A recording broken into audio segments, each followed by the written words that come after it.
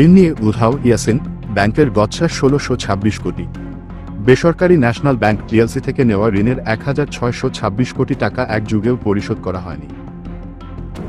এই অর্থ আত্মসাৎ ও পাচারের অভিযোগ উঠেছে এফএমসি ডকইয়ার্ড লিমিটেড ও ফ্রেন্ডস মাল্টিট্রেড কোম্পানি নামক দুটি প্রতিষ্ঠানের কর্ণধারদের বিরুদ্ধে। এসব অভিযোগ অনুসন্ধানে নেমেছে দুর্নীতি দমন কমিশন দুদক। দুদক সূত্রে জানা গেছে, ২০১২ সাল থেকে ২০২০ পর্যন্ত সময়ে ন্যাশনাল ব্যাংকের পরিচালনা পর্ষদের সদস্যদের যোগসাজশে এই অর্থ তুলে নেন এফএমসি ডকইয়ার্ড লিমিটেডের চেয়ারম্যান মোহাম্মদ ইয়াসিন চৌধুরী, পরিচালক খাতুনে জান্নাত ও হামিদা খাতুন। পরে তা বিদেশে পাচার করেছেন ইয়াসিন চৌধুরী।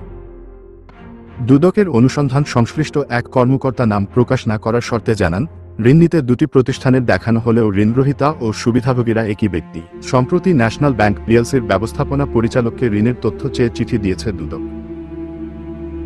দুদকের দেওয়া চিঠিতে এফএমসি ডকইয়ার্ড লিমিটেড এবং ফ্রেন্ডস মাল্টিট্রেড কোম্পানির নামে অনুমোদন ও প্রদানকৃত ঋণ সংক্রান্ত অডিট প্রতিবেদন ও তদন্ত প্রতিবেদন চাওয়া হয়েছে।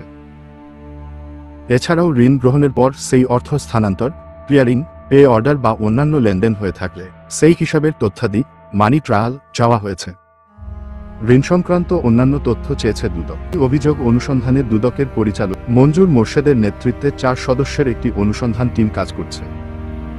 টিমে দুদকের একজন উপপরিচালক, একজন সরকারি পরিচালক ও একজন উপসহকারী পরিচালককে সদস্য রাখা হয়েছে।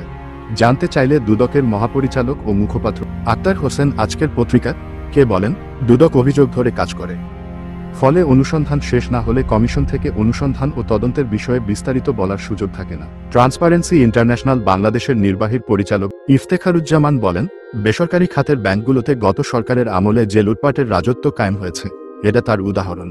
এর জন্য কেন্দ্রীয় ব্যাংকের দায় কম নয়। ভবিষ্যতে কেউ যেন আর এমন কাজ করতে সাহস না করে, সেজন্য সুশাসন নিশ্চিত করতে হবে। সবাইকে জবাবদিহির আওতায় আনতে হবে।